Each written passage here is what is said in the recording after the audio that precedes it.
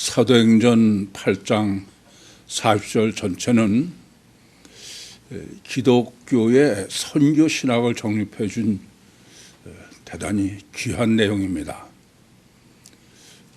그 결론을 오직 성경, 오직 예수, 오직 믿음의 신학으로 마무리를 지은 게 오늘 본문입니다. 당연한 것은 기독 신앙의 본질적인 절대적 3요소는 오직 성경이고 오직 예수고 오직 믿음입니다. 오직 성경, 오직 예수, 오직 믿음의 신학이 올바로 정립되지 않아서는 그건 절대로 기독교가 아닙니다. 따라서 이렇게 완벽한 기독교 신앙의 선교를 위한 구조는 그런 측면에서 참 놀랍습니다. 그래서 마틴 루터도 종교개혁하려는의 주제를 오직 성경, 오직 예수, 오직 믿음으로 설정한 것은 가장 올바른 설정이다. 그렇게 볼 수 있겠습니다. 앞에 이미 오직 성경, 오직 예수를 신학적으로 정립해 드렸습니다. 그리고 오늘은 이제 오직 믿음으로 이러한 기독교의 절대적인 3요소의 결론을 오직 믿음의 신학으로 정립한 게 오늘 본문입니다. 우선 이러한 이 세 가지의 절대 요소의 관계성을 먼저 바로 생각하셔야 올바른 오직 믿음의 신학을 정립할 수 있겠습니다. 오직 성경이나 오직 예수는 그 자체가 목적이 아닙니다. 목적은 오직 믿음이에요. 이게 오직 믿음을 위한 오직 성경, 오직 예수지 오직 성경이나 오직 예수가 목적이 아니다 그런 말씀입니다.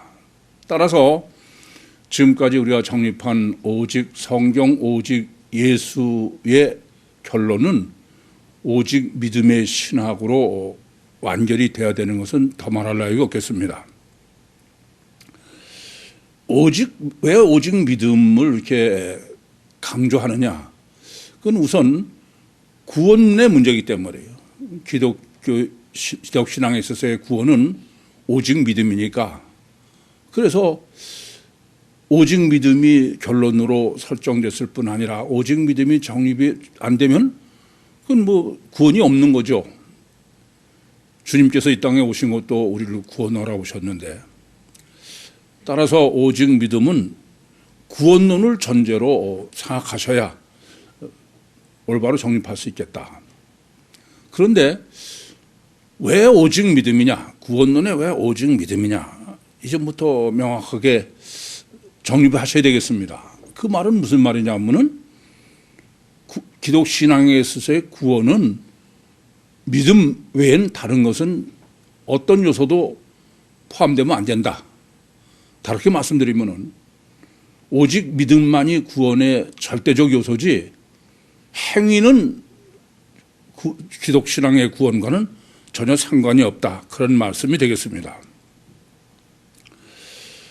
그래서 야고보서 2장 17절 때문에 마틴 루터는 그 야고보서 2장 17절에 행함이 없는 믿음은 그 자체가 죽은 믿음이다 라고 했다고 해서 오직 성경을 강조하면서도 야고보서를 뭐 쓰레기 복음서다 그렇게까지 폄하한 것이 오직 믿음이 얼마나 절대냐 하는 것을 아마 단적으로 우리가 짚어볼 수 있는 그런 게 아닌가 그렇게 여겨집니다.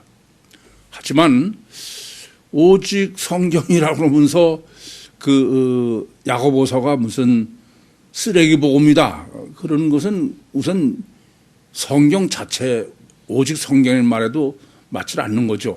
이미 정립해 드린 것처럼 말은 오직 성경인데 기독교가 성경과는 아무 상관없는 종교고 말은 오직 예수인데 성경적 예수는 아무 상관없는 우상 예수를 오직 예수라고 하고 있는 것은 참 한심한 얘기입니다.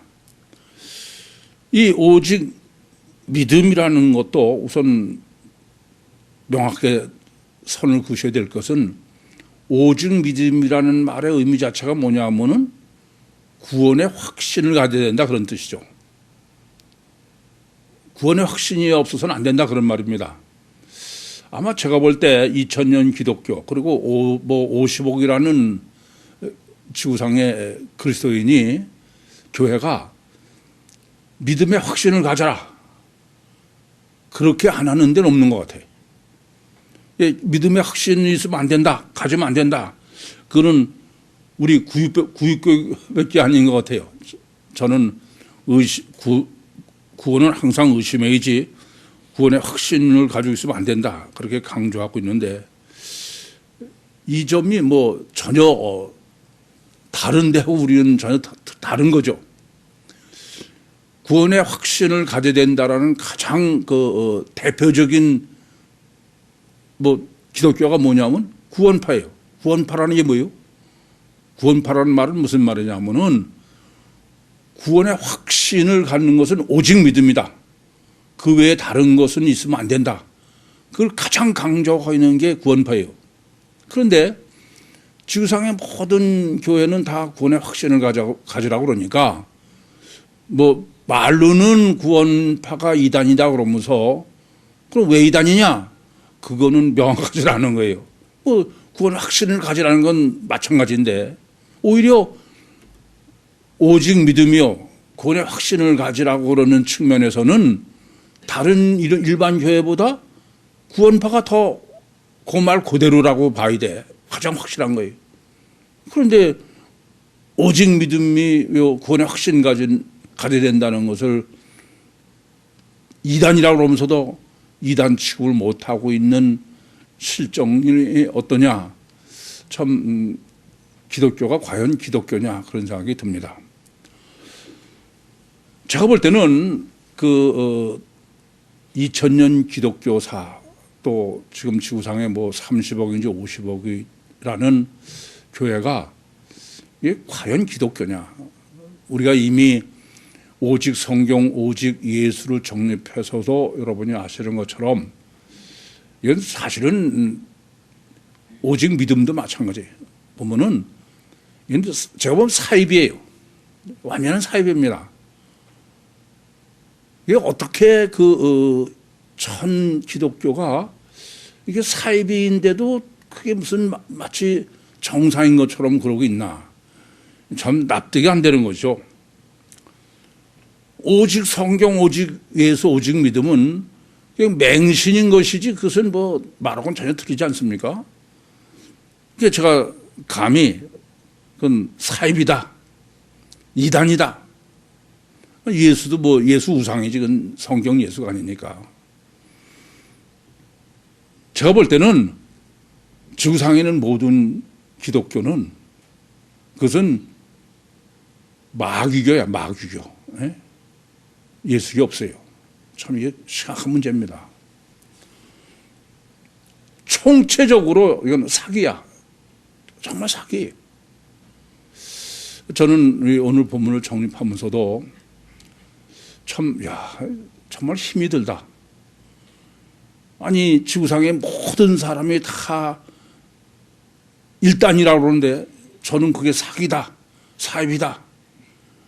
그 투쟁을 하는 게 30년 넘어 하면서도 사실 너무 힘이 들어요.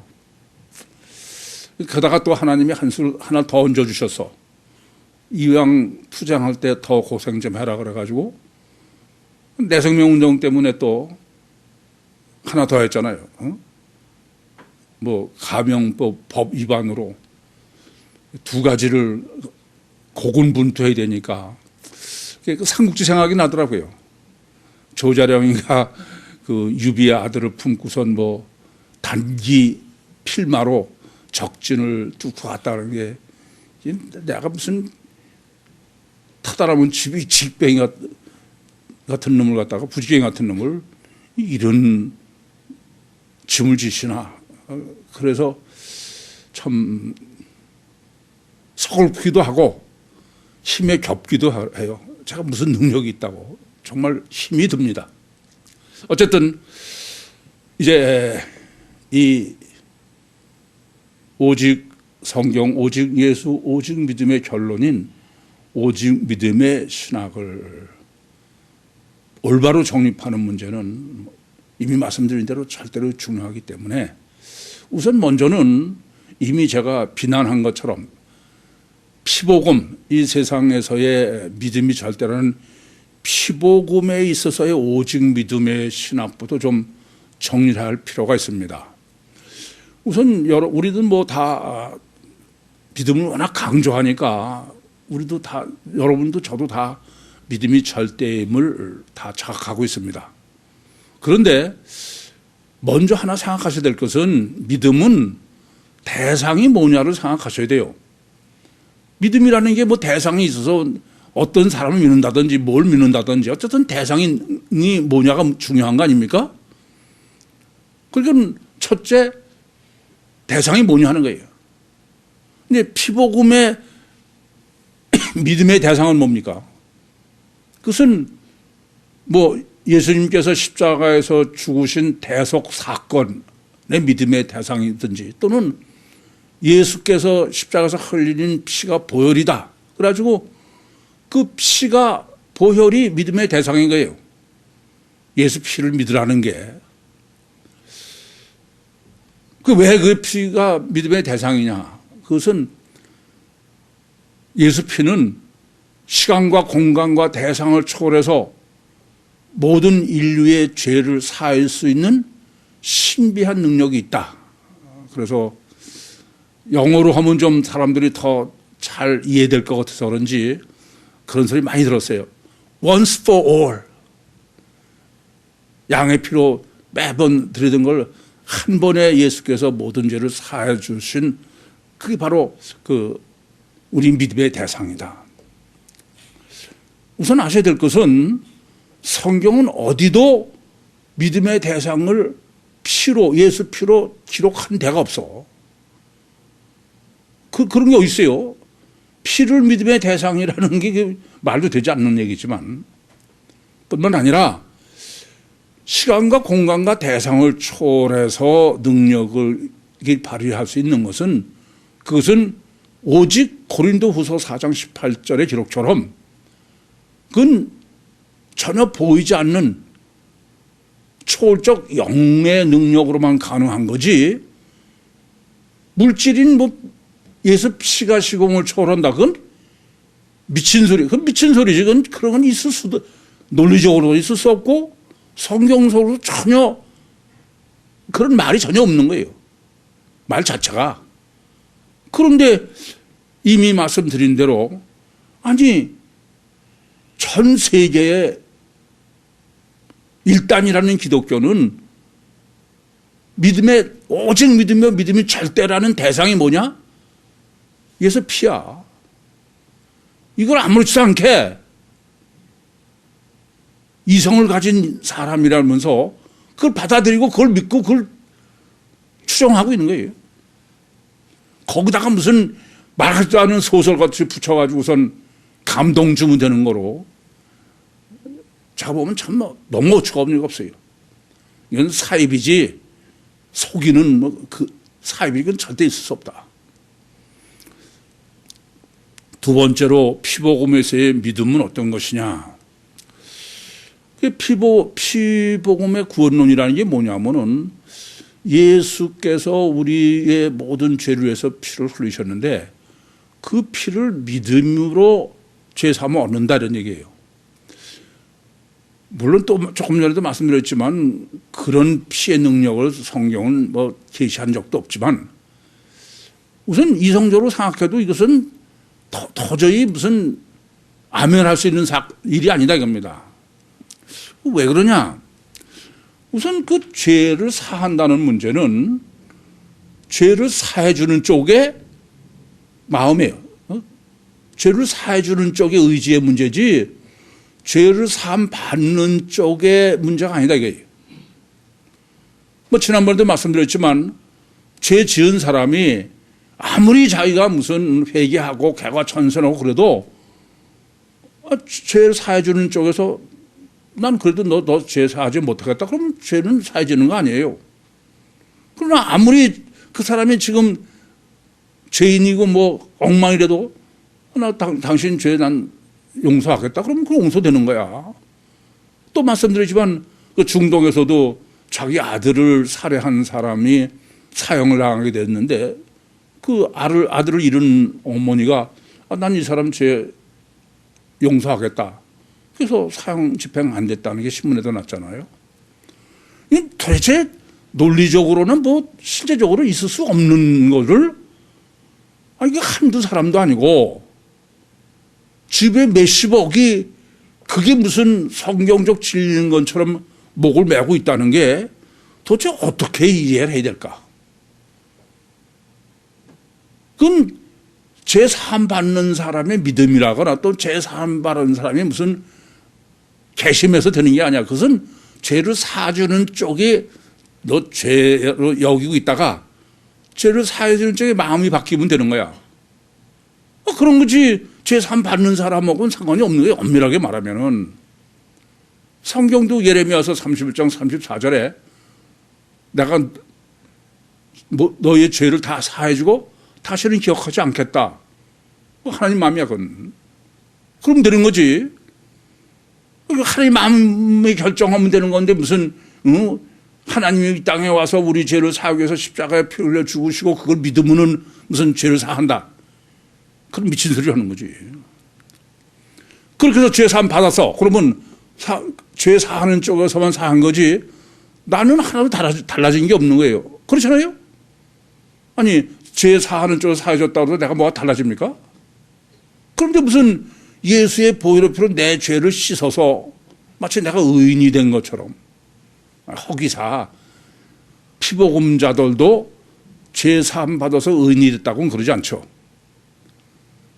창세기 15장 6절에 아브라함이 하나님을 믿음에 하나님께서 이를 그의 의로 여기셨다. 그것을 이신칭의라는 거야. 이신칭의라는 게 무슨 뜻입니까? 하나님께서 의롭다고 여기신다는 거지. 하나님께서 네가 그냥 네가 의인이 됐다라는 얘기가 아니야. 이신칭의라는 말 자체가 그대로예요. 죄사함 받았더라도 그건 하나님께서 나를 의로 여기신다는 것이지 내가 의인이 됐다는 얘기가 아니야. 그래서 오직 믿음의 확신을 가지라는 구원파는 그 전에 세월호사이 대표적인 얘기 되겠습니다만은 구원받았으면 아무것도 필요 없다 이거야. 그 다음부터는 무슨 짓을 해도 자기는 하나님의 자녀다. 그래서 시흥구육교에서도 세미나 때 말씀드리죠. 구원파라는 사람이 와서 에어컨 고치면서 하는 소리가 뭐 어쩌냐게 다른 여자하고 외도했다. 그러니까 목사님이 당신 예수행이라면서 그럼 되겠냐 그랬더니 왜 안 돼요? 하나님이 하라서 그러는데요. 그래서 세월호는 오대양은 자살하려면 자살해야 되는 거야. 하나님이 하라는 거니까. 근데 지난번에 그 세미나를 하는데 구원파 사람이 세미나를 받으면서 이 얘기를 했더니 그 구원파도 교단이 있나 봐요. 거기서 그 세월호는 제명됐대. 이단으로 정죄가 됐다 이게요. 제가 침례교단에서 3일째 범했다고 제명한 것처럼. 그러면서 이렇게 얘기하던데요. 지금은 그럼 구원파가 어떠냐? 구원파라는 건 믿음의 확신을 가지고 오직 믿음뿐이라는 게 구원파인데 거기도 의인은 아니라는 거야. 무슨 아담의 죄성의 피가 우리가 흘러서 그래서 뭐 종교적인 게 필요하다 그런 얘기야. 그러니까 구원파로 얘기하면 그것도 사이비 구원파지. 안 그래요? 이신층, 그러니까 아무리 예수님께서 피 흘려서 우리 죄를 다 씻어줬더라도 내가 죄가 없어지는 것도 아니고 내 자신은 내가 의인이 되는 게 아니에요. 그렇지 않습니까? 어쨌든 그것은 죄를 사해주는 하나님의 마음이 바뀌는 게 문제지 내가 무슨 선하고 이러고는 아무 상관없는 거예요. 이건 실제로 뭐 구원이 생명보다 이 땅의 생명보다 더 중하다 그러면서 이게 맞는 얘기인지도 생각도 안 하고 그냥 제가 보면 또라이들이야. 세 번째는 이 피복음의 구원의 논리의 문제는 그 죄를 사해 주셨다는 것은 자범죄의 문제예요. 인간관계의 자범죄를 사해 주셨다. 그 면죄부가 뭐 간단하게 가장 그 사실을 확인할 수 있는 거 아닙니까? 무슨 한 달치 죄, 뭐 1년치 죄 하는가. 이렇게 자범죄를 사해 줬다. 그 말은 무슨 말이냐면은 인간관계의 문제예요. 그래서 자범죄를 사해 주면은 여쭤볼게요. 어저께까지 자범죄를 다 사했어. 그럼 오늘부터 살면서도 또 죄를 지으면 어떡해? 그럼 소용없잖아요. 그래서 무슨 짓 합니까? 제자 훈련이라는 하는 거야.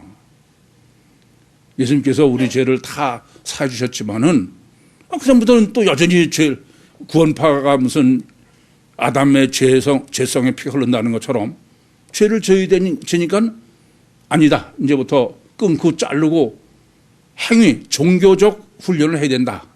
그게 대표적인 게 제자 훈련 아닙니까?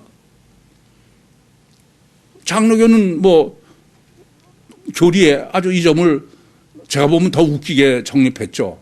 아니 오직 믿음인데 하나님께서 주님께서 내 죄로 해서 죽으셔서 내 죄를 다 사해 주셨어. 그 얼마나 은혜가 감사하냐. 그러니까 이제 그 감사한 은혜에 보답하기 위해서 이제부터 우리 죄를 짓지 말고 끊고 자르고 선하고 의롭게 살자. 그게 제자 훈련이에요. 철로 역종이고. 그러면 그 피복음의 구원론은 예수 피로 제사함 받아서 구원받는 겁니까? 내가 끊고 자르고 종교적인 노력을 해서 이제 선하고 의로운 사람이 돼야 구원받는다는 얘기예요. 첫째는 어느 쪽이 됐든 그건 이중구원이지 오직 믿음은 아니다. 그리고 이제 천국 갈 때는 예수 거는 그전 거, 내가 피 제사함 받기 전에 믿을 때 그때까지는 제가 사함 됐고 그다음부터는 내가 노력해서 의인이 됐으니까 그럼 어느 쪽인 거예요? 참 웃기는 얘기지. 그래서 제가 사기치는 거 사기다 그래요. 사입이다 이겁니다. 그게 이제 점점 더 발전해가지고 지금은 그렇잖아요. 종교 다원주의 아닙니까? 야, 꼭 뭐 예수 믿어야 구원받냐? 예수 피로 제사함 받아야 구원받냐? 선하고 의롭게 살면 되지. 이해되십니까? 이게 도대체 저는요, 아니 지구상의 모든 기독교는 전부 논리적이나 성경적으로 맞게 믿고 구유교회만 이런 피복음을 믿는다 그러면 이해가 돼. 근데 이게 전 세계가 성경적으로도 말도 안 되고 논리적으로도 이거는 전혀 있을 수 없는 게 거기에 다 그게 완전한 기독교라는 거지. 그리고 여러분과 저만 외로운 전투를 하고 있는 거예요. 몇십억을 하고 상대로. 기가 막힌 얘기죠. 자, 그러면 이제 피복음의 오직 믿음은 그건 아예 그건 사기치는 거예요. 그건 사입이에요. 그건 2단이지, 그건 절대 1단이 아닙니다. 그럼 성경적 오직 믿음은 어떤 것이냐? 조금 전에 피복음 때도 말씀드렸지만 제일 먼저 믿음을 생각할 때는 뭘 생각하라고요? 믿음의 대상입니다. 도대체 성경이 말하는 믿음의 대상, 뭘 믿으라는 얘기냐 도대체. 그부터 명확해지죠. 성경은 히브리서 11장 1절 말씀처럼 믿음은 바라는 것들의 실상에 보지 못하는 게 증거다. 안 보이는 거를 실제로 믿는 게 믿음이지 보이는 피를 믿는 거거나 십자가를 믿으라는 건 전혀 아니다는 얘기예요. 다르게 말씀드리면 성경이 말하는 믿음의 대상은 전지전능하시고 시간과 공간을 초월하신 존재이기 때문에 고린도후서 4장 18절에 기록하는 것처럼 전혀 안 보이는 존재야. 그 전혀 안 보이면서도 그분은 실존적 존재고 그분은 지정의를 갖추고 있는 인격체고 그런 그분을 믿는 그 하나님 자체를 삼일째 하나님 자신을 믿으라 얘기해요. 그게 성경이 말하는 믿음의 대상이에요. 그런 거지 어디 성경이 무슨 피를 믿어라 십자가 사건을 믿으라가 어디 있어요 도대체. 그러니까 아까도 말씀드린 창세기 15장 6절도 아브라함이 하나님을 믿는 거예요. 하나님. 믿음의 대상은 하나님이에요. 뭐 마찬가지 아닙니까? 요한복음 3장 16절도 하나님이 세상을 이처럼 사랑하사 독생자를 주셨으니 이는 저를 믿는 거예요. 독생자를 믿으라는 얘기지 독생자의 피를 믿으라는 얘기예요. 안 그렇습니까? 사도행전 16장 31절도 주 예수를 믿으라요. 주 예수의 피를 믿으라가 어디 있어요 도대체. 전 100번 1000번 그래 이렇게도 오해해서 할 수 있겠다. 그래 양보라고 생각하려도 도저히 저는 이해가 안 돼. 이건 정신이 좀 이상하게 된 또라이가 아닌다면 그게 도대체 받아들일 수 없는 거예요. 성경적으로나 논리적으로나. 근데 이게 한두 사람도 아니고 몇십억이 이걸 어떻게 이해해야 됩니까?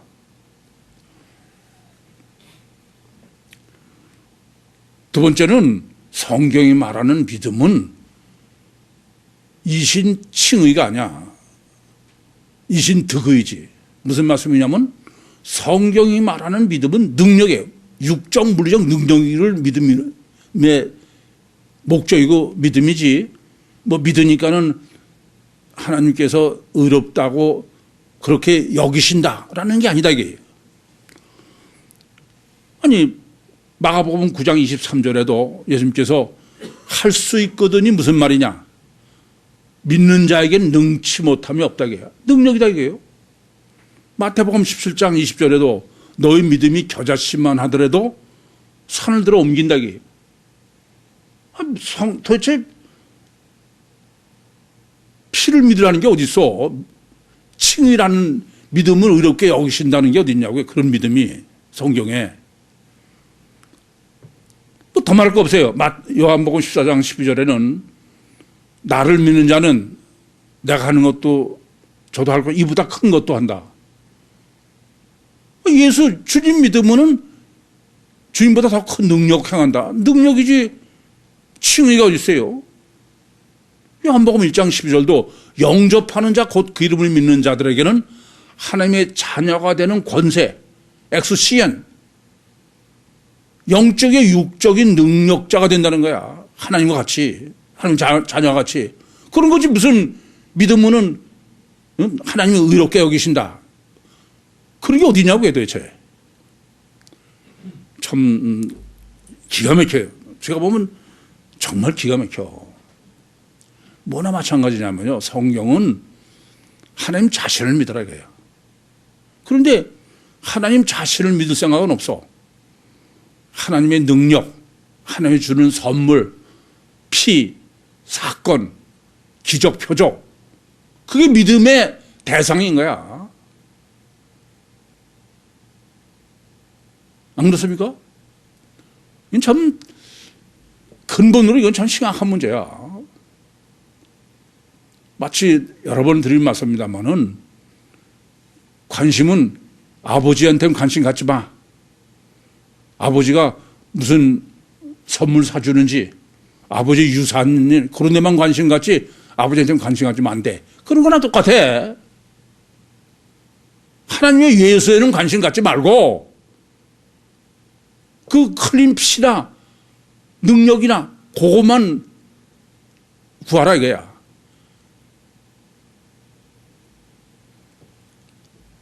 제가 보면 1000번, 10,000번 지옥 가거나 뭐.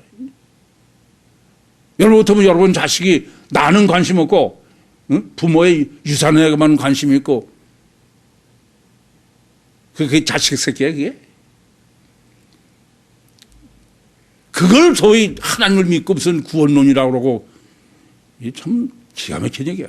제가 보면 그래요. 또 말씀드리지만, 한두 사람도 아니고 어떻게 이게 통할 수 있을까?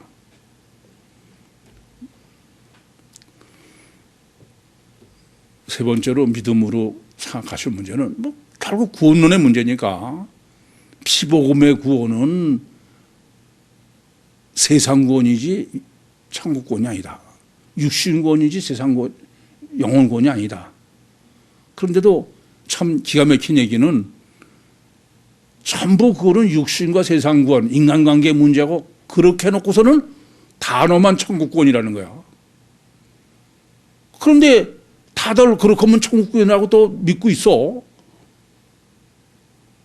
이게 서로 똑같은 또라이들끼리의 얘기야, 이게. 도대체 그냥 좋게 말할 수가 없어. 저는 아주 열불이 나서. 제가 이럴진데 하나님은 얼마나 열불을 하시겠어요, 이게. 안 그렇습니까? 성경이 말씀하는 구원은 첫째, 인간관계의 문제가 아니야. 왜 하나님을 알고 믿으라니면 하나님 관계예요. 하나님과 관계. 갈라디아서 1장 8절부터 10절에 이 사실을 아주 무섭게 계시해요. 뭐냐면 우리가 전한 복음 외에 다른 복음을 전하면 우리나 혹 다 천사라 할지라도 하늘에서 온 천사를 할 때도 저주를 받는다 이겁니다. 그럼 도대체 다른 복음이 뭔데 그러냐? 그게 8절부터 10절이에요. 내가 하나님을 기쁘시게 하랴 사람을 기쁘게 하랴. 하나님께 좋게 하랴 사람께 좋게 하랴. 내가 사람에게 좋게 하고 기쁘게 하면 그리스도의 종이 아니다 이겁니다. 다르게 말씀드리면은 세상 구원이요 인간관계 문제요 율신 종교요 그거는 아무리 뭐라 해도 그건 저주야. 지옥이지 그건 절대 아니다. 이 점을 깊이 아셔야 됩니다. 성경이 말씀하는 것은 육신 사후에 내 영혼이 천국 구원을 이루는 거예요. 천국에 입국하는 구원이다 그런 말씀이에요. 그런 거지 무슨 이 땅에서 삼박자 구원처럼 뭐 부자 되고 그건 성경하고는 전혀 상관도 없는 얘기야. 그렇기 때문에 신관계가 문제고 왜 신관계가 문제냐면 인간관계의 자범죄의 구원이 아니라 신관계로서 된 원죄 구원이기 때문에 자범죄 원죄 구원이 뭐가 달라요? 자범죄는 인간관계의 문제고 원죄는 하나님 관계가 문제가 된 거야. 이해되십니까? 무슨 말씀인지? 성경은 원죄에서 구원하는 신관계의 구원이지 절대로 인간관계가 아니다. 그래서 정말 천국 구원이라고 한다면은 여러 번 예를 말씀드리는 거지만 천국 가려면 천국법에 맞아야 돼. 천국은 육체가 뭐 맨날 회개하고 참회하고 무슨 어거스틴의 참회록 그런 거는 천국은 아무 상관이 없어. 거긴 그런 죄를 질려도 질 수도 없는데요. 그건 다 육신의 문제지. 미국으로 이민 가려고 그러면 미국법에 맞아야지 미국 이민 간다 그러면서 대한민국 법에 안 한다고 돼요? 천국으로 이민 가려면 천국법에 맞아야 돼. 저는 자꾸 우락우락 치면서 그러면 안 되는데 이게 도대체 화가 안 날 수가 없어. 어떻게 이럴 수가 있나 하고. 참 기가 막힌 일이 있어요. 그걸 왜 이렇게 육신으로 있으면서 신관계가 절대고 그것이 천국권의 문제냐. 그는 하나님이 직접 강림하셔서 이 땅에 오셔서 직접 우리와 교제하시다가 우리와 함께 하시고, 그래서 직접 구원하셔가지고선 직접 데리고 천국 가시려고 그런 거야. 그게 하나님이 세상을 이처럼 사랑하사 독생자를 주셨으니 이런 저를 믿는 자마다 멸망치 않고 영생을 얻게 하심이라. 그게 내용입니다. 그러니까 이 땅에 오셔서 직접 우리하고 함께 하시고 했다가 우리를 등에 업고 천국에 가셔야 되니까 하나님을 실제로 알아야 되는 거죠. 실제로 같이 있어야 되는 거예요. 저는 그게 바로 오직 성경, 오직 예수, 오직 믿음의 내용입니다. 전 창세기 46장에 전 그걸 읽을 적마다 그런 생각이 들어. 창세기 46장에 보시면은 야곱이 이제 요셉이 이미 죽었다고 다 포기하고 있지 않았습니까? 그런데 그 요셉 형들이 애굽에 갔다 와가지고선 요셉이 지금 살아서 야곱의 총리가 됐다는 거야. 그게 야곱이 믿어지겠습니까? 말도 안 되는 소리지. 그런데 창세기 46장 27절에 보시면은 전혀 그게 안 믿어지는데 요셉이 보낸 황금 마차를 보고서야 믿으라는 거야. 그게 저는 그 황금 마차가 뭐냐면은 성령이죠. 주님이 이 땅에 오신 것은 우리를 황금 마차인 성령 마차에 태워서 천국 데려가려고 그래. 전 거기를 볼 적마다 그렇게 여겨져.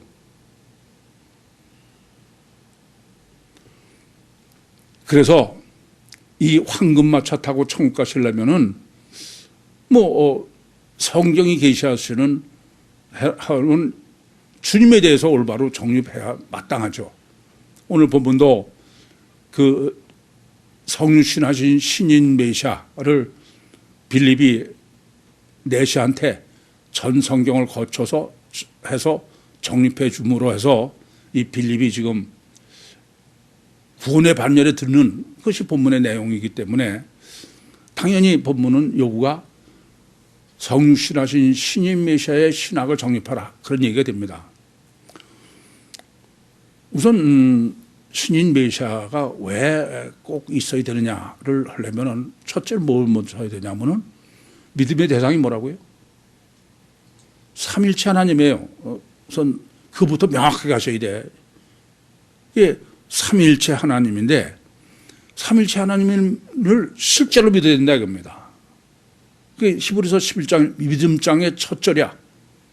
안 보이는 하나님을 실제로, 또 6절은 히브리서 11장 6절은 하나님께 나아가는 자는 그가 계신 것과 존재성과, 두 번째는 자기를 찾는 자에게 상 주심을 믿어야 할지니라.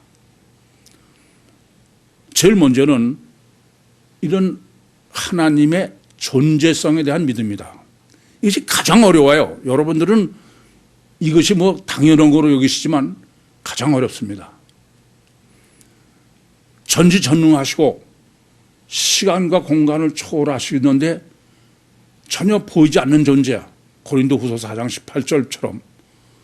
근데 그 전혀 보이지 않는 그 하나님을 히브리서 11장 1절에 논리는 실제로 여기에 대해 실제. 그건 단어나 말장난으로만 가능하지 실제는 아니다 이겁니다. 그래서 그 존재성을 믿어야 된다 이게요. 보이지 않는데 우리처럼 지정의를 다 갖추는 인격체다 이겁니다. 그분을 실제로 믿고 실제적 교제를 할 수 있어야 돼. 그래야 황금마차를 탈 수 있는 거예요. 그런데 아담 후손인 인간은 어떠냐? 아담 후손 인간은 너, 나, 누구도 예외 없어. 그건 전부 아브라함도 다윗도 누구도 예외가 없습니다. 다 어떠냐면은 육체 우선이에요. 가식 결과만이 그것만이 기준이야. 철저하게 자기중심이요, 마귀의 기름 부음 받은 존재야. 이건 내가 의지로 해서 노력으로 해서 그렇게 전혀 불가능한 거예요. 이건 불가항력적 본능이에요. 내가 난 아니야. 육체 우선으로 안 할래. 나는 외모 보지 않고 중심 해보세요. 돼요? 그건 전혀 불가능한 거야. 그 전부터 명확하게 먼저 인정을 해야 돼. 그러니까 그런 사람에게 있어서의 실제는 어떤 거냐? 보이는 게 실제야. 근데 하나님은 보이지 않는데? 그걸 실제로 해야 되는데? 그래서 제가 늘 말씀드리는 거야. 율신 신앙에 있어서 가장 문제는 관념과 실제다. 실제로는 전혀 알지도 못하고 뭐 보지도 못하고 그런 존재예요. 교제도 불가능하고. 근데 자꾸 뭐 설교 듣고 성경 읽고 그러면 자기는 실제로 된 것처럼 착각하는 거지. 어차피 오직 믿음이니까 이 문제 또 한 번 말씀드릴 수밖에 없어. 하나님께서 애굽에서 10가지 재앙을 내리시고 홍해를 마른 땅으로 건너오게 하셨어요. 그러니까 이스라엘 사람들은 자기들은 다 하나님 믿는다고 생각했어. 그래서 미리암하고 함께 북치고 장구치면서 하나님을 찬양했어요. 그 사람들 하나님 자기 실제로 믿는다고 생각했지 관념이라고 전혀 생각하지 않았어. 그런데 모세가 시내산에 가서 올라가서 안 내려오니까 우리를 인도하던 모세는 어디 갔냐 이거예요. 보이는 모세가 실제지 하나님은 실제가 아니에요. 이 사실을 여러분이 얼마나 처절하게 깨닫느냐. 그렇지 못해가지고는 자간 없어. 그건 평생 가도 실제로 하나님은 관점이지 실제는 없어. 이게 실제가 아닌 하나님 실제가 아닌 사람은 절대로 천국 못 가. 간단한 얘기 아니에요. 뭐 더 말할 거 없습니다. 아담과 하와는 먹으면 하나님이 너 선악과 먹으면 죽는다. 그런데 목숨을 걸고 먹은 거야. 뱀은 먹으면 괜찮다고 그러니까. 성경이 증거하는 거는 인간은 어떤 경우라도 무슨 수를 써도 인간은 절대로 하나님을 실제로 믿는 건 불가능하다. 이것을 그냥 말로 게 아니라 내가 몸으로 처절하게 깨닫기 전에 그건 안 되는 거예요.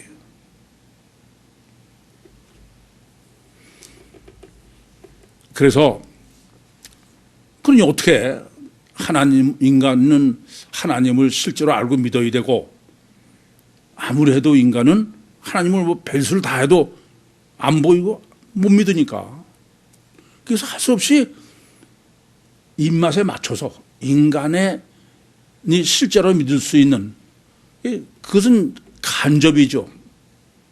그렇게 보이도록 하나님이 계시를 할 수밖에 없는 거예요. 그게 아까도 말씀드린 애굽에서의 표적이에요. 기적. 기적을 행하시고선 매번 하시는 말씀이 뭐야? 이를 인해서 나 여호와를 알라. 그 표적을 알고 믿으라는 게 아니야. 보이지 않는 하나님을 실제로 믿으라 이게. 그러느라고. 예수님께서도 침례 요한은 주님을 최초에 증거한 사람이야. 근데 제가 감옥에 가 있어 우선은 오실 그이가 당신이니까 우리가 다른 일을 기다려오리까. 왜요? 침례 요한도 성령이 역사하셔서 비둘기처럼 내려오시면 메시아다 그래서 증거했지만 예수님의 속은 모르잖아요. 제가 감옥에 있으니까 야, 예수가 메시아 아닌가 보다. 그래서 제자들을 보내서 예수님께 여쭤봤는데 예수님께서 야, 내가 메시아다 그럼 백날 얘기해봐 소용이 없어. 그래서 예수님께서 신유 사역을 한 걸 말씀하신 게 쭉 창세기 15장, 마태복음 11장 5절에 그것은 간접적으로 주님이 안 보이는 하나님, 메시아다라는 것을 말씀하신 거야. 그 복음서를 해석하는 것도 전부 어떻게 해석합니까? 아담 후손으로 다들 해석하는 거야. 그러니 뭐 백날 가도 박예주 예수밖에 하나님 예수는 알 수가 없죠. 성막이나 성전의 해석도 다른 거 아니에요. 보이지 않는 하나님을 인간이 실제로 알게 하기 위해서 한 맞춤형으로 한 거예요. 아담 후손의 맞춤형으로. 성육신은 보이는 예수님도 뭐예요? 요한복음 1장 18절 기록처럼 본래 하나님 본 사람이 없으되 아버지 품속에 독생하신 예수 그리스도가 나타났다. 육신을 입고 오신 가장 중요한 것은 보이지 않는 하나님을 보이도록 계시한 거야. 부활도 마찬가지야. 해석이 전혀 뭐 예수가 무슨 죽었다 살았다. 아니요. 몸속에 보이지 않는 하나님을 몸에서 끄집어내가지고 보이도록 한 거예요. 그것도 비유예요. 잘 아시죠? 해석이 전혀 잘못됐다는 말씀입니다. 다시 말씀드리지만 그건 뭐냐 하면은 인간은 보이는 게 아니면 안 되는 치명적 약점을 가지고 있어. 그래서 할 수 없이 인간의 입맛에 맞춰서 간접적으로 보여주신 거예요. 그게 기사와 표적이요, 주님께서 공생에서 했던 표적이요, 성전이요, 부활이요, 전부 다. 이렇게 해가지고서는 이제 신인 메시아인 예수님을 제대로 알 수 없잖아요. 본문에서 지금 정립해 주는 대로 예수를 알아야 되니까. 그래서 지금 그 빌립이 내시한테 예수 복음을 전한 겁니다. 무슨 복음을 전했다는 게 어떤 것이냐? 그것은 우선은 단일체가 아니고 이중체다. 그걸 전한 거예요. 이것이 우선 핵심입니다. 지난주에도 말씀드렸지만은 성육신하신 신인 메시아, 그분이 하나님이면서 동시에 인간이다. 이것은 예수 믿는 사람은 아니라는 사람 하나도 없어. 근데 이때 명확한 사실을 아셔야 돼. 만약에 성육신하신 신인 메시아가 단일체면은 겉에 보이는 예수는 사자여야 돼요. 왜냐하면 육체가 하나님이면 육체는 전능하신 하나님이어야 되니까. 그런데 성육신하신 신인 메시아가 만약에 육체가 시원치 않다. 우리 표현은 구유다, 어린 양이다 그러면은 그건 필연적으로 이중체이 돼. 아니 하나님은 사자야, 전능하신 분이고, 그런데 육체가 어린 양이면은 그럼 안 보이는 속에 전능하신 하나님이 계셔야 되는 거죠. 이것을 이렇게 겉은 제 표현대로는 뱁새인 육체 우선이요, 속은 황새인 삼일체 하나님이 들으신 이중체다. 그것을 가장 성경이 아주 명확하게 계시한 게 지난주에 정립한 것처럼 이사야서 7장 14절이다 그랬어요. 처녀가 잉타의 아들을 낳으리니 그 이름을 임마누엘이라. 그 임마누엘이 불행한 게 뭐냐? 이사야서 9장 6절에 한 아이가 낳았다 이거예요. 그러니까 잉태에서 출생해서 성장해서 죽고 그런 변화태고, 그런데 전능하신 하나님이다 이거야. 어떻게 그게 단일체 이중체일지. 더군다나 이사야서 11장 1절 2절은 이새의 줄기에서 한 싹이 났다는 게, 싹이 났다는 건 식물이에요.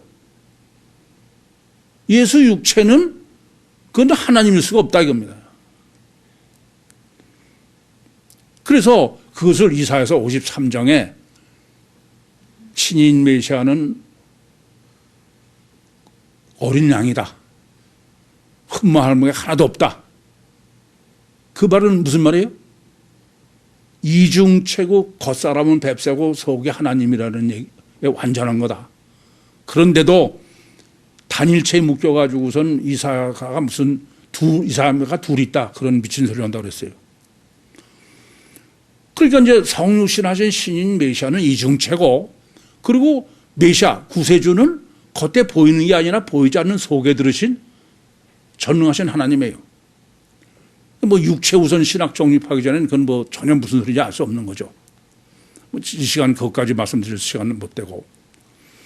그럼 이제 아담 후손인 인간의 최선, 여러분의 전화할 수 있는 최선, 그건 벨수를 다 써도 예수 속에 하나님은 볼 수가 없어. 그럴 수 있는 인간은 없어, 아무도. 그건 오직 그 사무엘상 16장 7절에 하나님 말씀하시는 것처럼 사람은 외모를 보거니와 나 여호와는 사람과 같지 않아서 사람을 외모로 보지 아니하고 중심을 본다 이거예요. 중심을 볼 수 있는 것은 오직 하나님밖에 안 돼. 아담 후손은 뭐 아무리 돌을 닦고 뭐 별짓을 다 해도 그건 전혀 불가능하다 이겁니다. 그러니까 예수님은 만나봐야 겉에는 그냥 어린 양이지 예수님을 메시아로 볼 수 있는 건 그건 아무도 없어. 절대 불가능하다 이겁니다. 안 그렇습니까? 그러니까 예수를 뭐 자기가 무슨 성경 연구에서 알고 있는 게 아니에요. 그건 실제가 아닙니다. 오죽하면은 마태복음 16장 1절부터 4절에도 유대인들이 하늘에서 온 표적을 보여달라. 그 말은 무슨 소리예요? 가시적으로 당신이 메시아인 걸 좀 사자인 거 보여달라요. 예수님께서 악하고 음란한 세대가 표적을 구하나 보이는 것으로 예수를 알고 믿으려는 건 그건 악하고 음란한 지옥 갈 세대야. 이 점을 아셔야 돼요. 그건 전혀 불가능한 거야. 누구도 가능하지 않아. 그럼 뭐 어떻게 예수가 겉에는 아무리 봐도 흠모할 만한 게 하나도 없는 그 신인 메시아를 보고 메시아인지 알 수 있을까요? 어떻게 알 수 있습니까? 실제로. 그건 딱 길이 하나밖에 없어. 성령 역사하시기 전에 그건 아무도 불가능한 거야. 아무리 성경 뭐 연구하고 별짓 다 해서 그건 실제로 아는 게 아니에요. 그래서 마태복음 16장 13절부터 20절에도 예수님께서 가시아라 빌보르 지방을 지나가시면서 사람들이 날 누구라고 그러더냐 그랬더니 사람들이 선지자 중에 하나라고 그러니까 너희는 날 누구라고 그러니까 베드로가 주는 그리스도시요 살아계신 하나님의 아들이십니다. 주님 뭐라고 그러세요? 바요나 시모나 복이 뜨다. 이를 내게 알게 하는 이는 너로서는 그건 전혀 불가능해. 하늘에 계신 내 아버지다. 성령의 역사 없이는 실제로는 전혀 불가능한 거야. 그래서 예수를 메시아로 알아보는 것은 인간으로서는 성령의 역사, 또 하나는 마귀는 아는 거예요. 초월적 존재니까. 그 외에는 실제로는 불가능한 거다. 이 점을 명확히 아시기 바랍니다. 그런데 이제 본문의 문제죠. 이 넷이라는 사람이 지금 예수 복음을 듣고서 확실히 메시아로 알아. 그러니까 지금 침멸받는 거 아닙니까? 이 점이 이제 우리가 고민해야 될 문제입니다. 이 지금 본문이 증거하는 거는 이 메시아, 이 넷이는 빌립이 예수 복음, 지금까지 제가 정리해 드린 것처럼 예수의 복음을 다 듣고서는 침례받겠다는 거예요. 그러면서 지금 병거를 명해서 스톱해라. 그러고 병거에서 내려왔다는 거예요. 이런 거 다 써야 됩니까? 이 병거가 뭐를 상징합니까? 이 넷이가 지금까지 실제로 여기든 육적 요소를 총체적으로 표현한 거죠. 군인들의 마차. 그러니까 에티오피아의 간다게의 국고성을 맡은 큰 권세를 가지고 있는 육적인 왕이죠. 또 종교적인 예배드리러 예루살렘에 오고 성경 알지도 못하면서 열심히 보고 이런 모든 종교적 인본적인 것의 대표다. 그렇게 보시면 되겠어요. 맹종하고 그랬는데 그거에서 내려왔다는 거예요. 그걸 다 포기했다는 의미입니다. 참 놀라운 거예요. 이 사람은 지금 빌립의 전도를 듣고 복음을 듣고서는 그 복음 내용은 오직 성경, 오직 예수, 오직 믿음이야. 지금까지 정립한 게 그거 아닙니까? 그러고선 지금 완전히 그것을 포기했다 그런 의미가 돼. 무슨 말씀입니까? 가치관이 바뀐 거야. 완전히 가치관이 뒤집어진 거예요. 그게 지금 이 내시가 변한 겁니다. 이 점이 바로 이제 본문의 오직 믿음의 핵심인 거야. 그래서 이 내시가 지금 이제 침례를 받게 되는데 이 사람 침례가 뭐냐? 그것을 오직 믿음이다. 제가 그렇게 말씀드렸는데 이중체인 신인 메시아 이사야서 53장으로 그것으로 이 메시는 내시는 자기는 단일체에 알고 있던 사람이죠. 그러고선 이중체인데 주체 하나님은 보이지 않는 속의 하나님이고 메시아고 겉은 털 깎는 앞에 있다 버릴 쓰레기 육은 부인해도 아깝지 않은 이런 의미가 됩니다.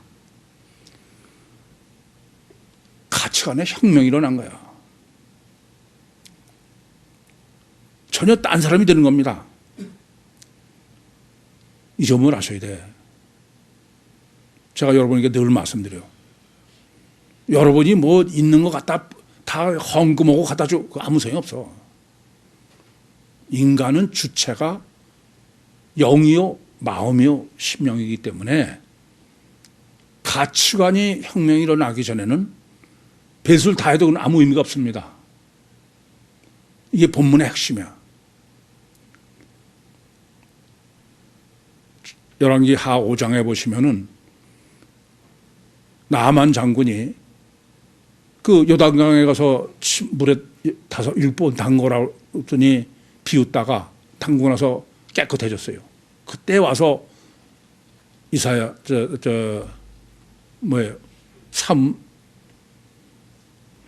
엘리사한테 내가 내 고향에 가면은 난 할 수 없이 그 왕이 림몬에 당해서 절을 할 때 가서 절을 할 수밖에 없습니다. 어떻게 했으면 좋겠습니까? 그랬더니 이사야가 평안히 가라야 돼요. 절에도 상관없다 이겁니다. 왜요? 그럼 이제 가치관이 바뀌었어. 아시겠습니까? 아무리 애굽에서 나왔어도 가치관이 바뀌지 않는 건 아무 소용이 없는 거야. 누가복음 19장에 보면 세리장인 삭개오가 예수님을 집에 영접해 드리고 나서 자기 있는 거 다 팔아서 반을 주겠다 그래요. 그리고 남에게 토착한 건 이런 게 있으면 4배나 하겠다. 그때 예수님께서 이도 아브라함의 자녀다. 그 팔아서 가난해 주라는 얘기가 아니에요. 여러분, 가치관이 바뀌면은 그건 아무것도 아니야. 그게 중요하지 않은데. 가치관은 안 바뀌고선 뭐 그거 백날 해봐. 이건 소용이 없는 거예요. 왜 베드로가 3번씩 부인하도록 설정하셨습니까? 왜 스칸달을 해야 됩니까? 가치관이 바뀌어야 돼. 그러기 전에는 아무 소용이 없어. 이렇게 가치관이 바뀐 것이 침에 물속에 들어가면 자기 이제 죽은 거야. 지금까지 안 죽었다 이겁니다. 이렇게 침례를 받으셔야 돼. 아시겠습니까? 그러더니 지금 이 침례를 받고서 혼연이 같다는 거예요. 혼연이라고 번역된 헬라어 원문은 카이로입니다. 기쁨입니다. 저는 이렇게 가치관이 바뀌고선 너무너무 기뻐서 이렇게 지금 가는 이 내실은 전 너무 실감이나 제 말씀드려서 죄송합니다.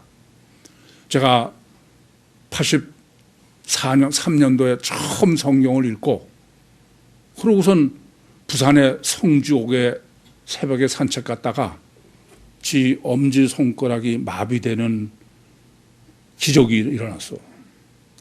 아무리 제가 할래도 꼼짝 다 싸가네. 전 그거밖에 없어요. 그때 전 정말 하나님의 무릎을 꿇었습니다. 하나님, 잘못했습니다. 이제부터는 제 의지로 살지 않겠습니다. 제가 지금까지 제 의지로 하려고 했던 빌딩 같은 그 짐들을 그 순간 다 내려놓은 거예요. 내 시가 그럴 거예요. 그 저는 그 성중에서 날아갈 것 같아. 그런 자유가 없어. 내시의 기쁨입니다. 아마 나만도 그런 기쁨일 거야. 사개오는 더 말할 거 없어요. 너무너무 좋아하는.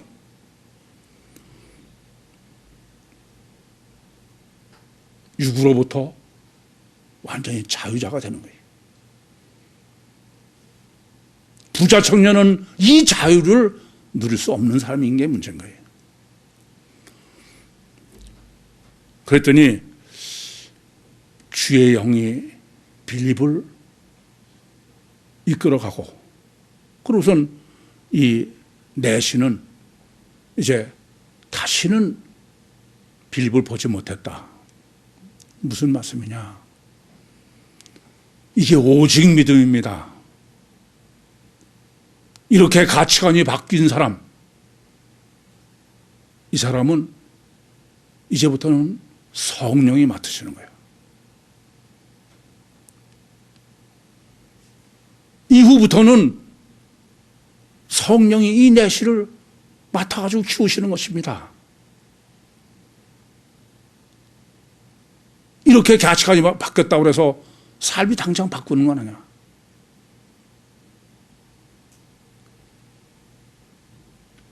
이 점을 아셔야 됩니다. 저도 그때 가치관이 바뀌었다고 해서 뭐가 달라진 게 아니야. 근데 불가항력적이에요. 나도 모르게 자꾸 옮겨져. 내 의지로 100% 하던 게 하나님 1%, 2%, 3%. 그것을 주님께서는 내 믿음대로 되리라. 여러분이 가치관의 혁명이 일어나면 그러기 전에 하나님은, 성령은 도저히 역사할 수가 없어요. 그 다음부터 성령께서 각자를 맞춤형으로 역사하시고 끌어가시는 거예요. 더 이상은 빌립이 필요 없다 그런 말입니다. 그게 오직 성령, 오직 믿음인 것입니다. 그게 오직 믿음이지, 결단하고 그때부터 종교적 훈련을 해서 철로 역종, 그게 기독신앙이 아니야. 오직 믿음은 믿음의 대상이 삼일체 하나님이지 절대로 피가 아닙니다. 하나님이 실제로 믿어지는 것은 공부하고 노력했다고 되는 게 아니야. 영성 세미나에서 정리해드렸지만 정말 내가 실제로 하나님 정말 믿고 싶어야 돼. 그러면 그때부터 하나님이 역사하셔. 고난과 함께. 그거 없이는 그건 절대 되지 않는 거예요. 그리고 또 관념으로 머물러 있습니까? 그 관념인지를 알 때가 와요. 대환란 때가 되면 알아. 야, 내가 이게 실제인 줄 알았더니 관념이구나. 나는 그래서 휴걸 못했구나. 오직 믿음은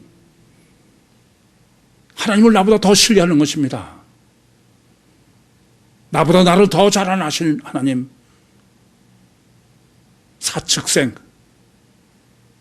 하나님은 신뢰하고 저는 죽겠습니다.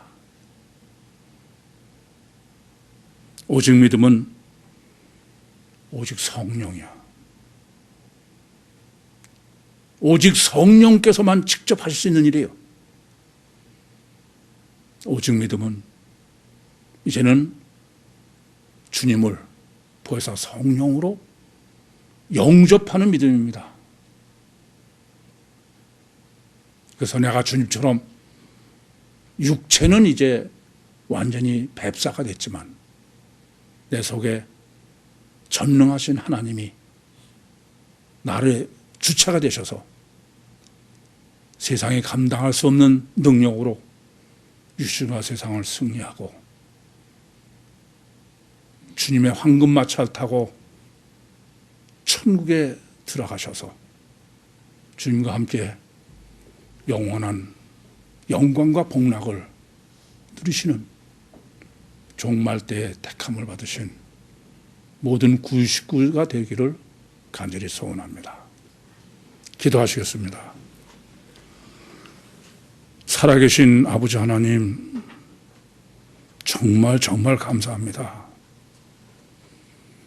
여기까지 말씀하시고 여기까지 역사하시고 여기까지 인도하신 주님,